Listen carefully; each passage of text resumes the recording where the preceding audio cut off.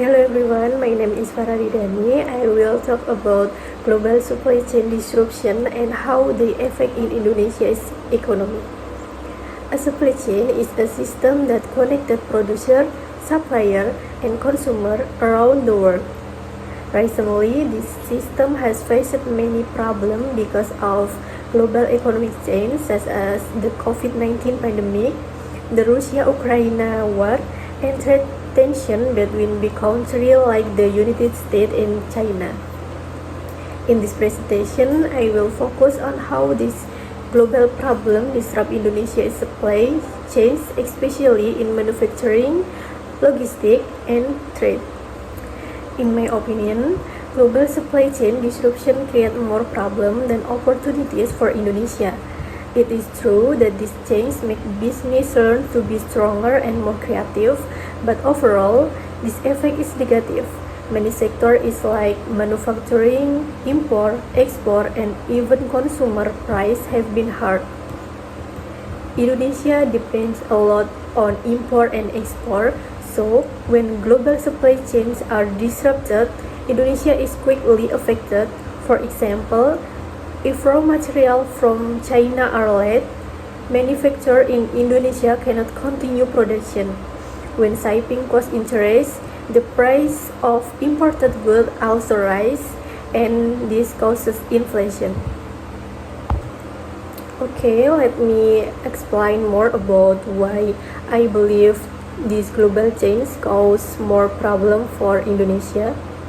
The first, supply chain disruption make it hard for many companies to keep their production running smoothly during the pandemic. For example, factories in Indonesia often had to stop working because material from other countries did not arrive on time. Imagine a factory waiting for machine parts or packaging for bulk. When those items are delayed, everything else must stop. This makes production slower and more expensive. And second, the problem also appears in transportation and logistics. Shipping goods between countries become more difficult and costly.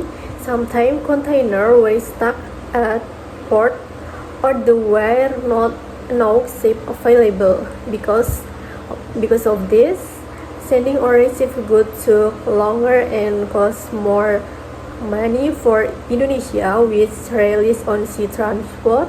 This situation caused many delays or higher price in the market.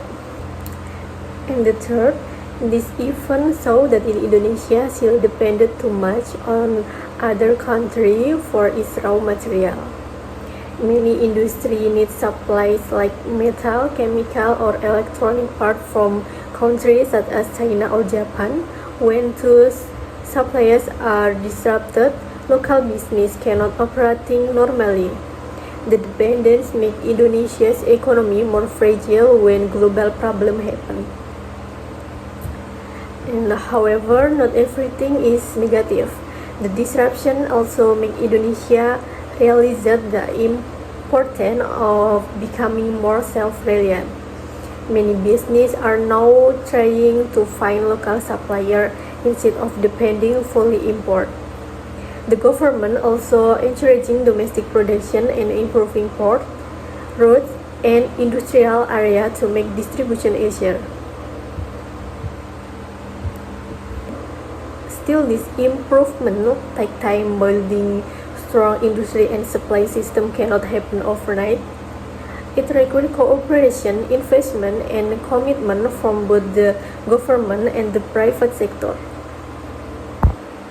To conclude, global supply chain disruption show how connected and fragile the world economy is for Indonesia. This problem have caused production delay, higher price, and interest risk.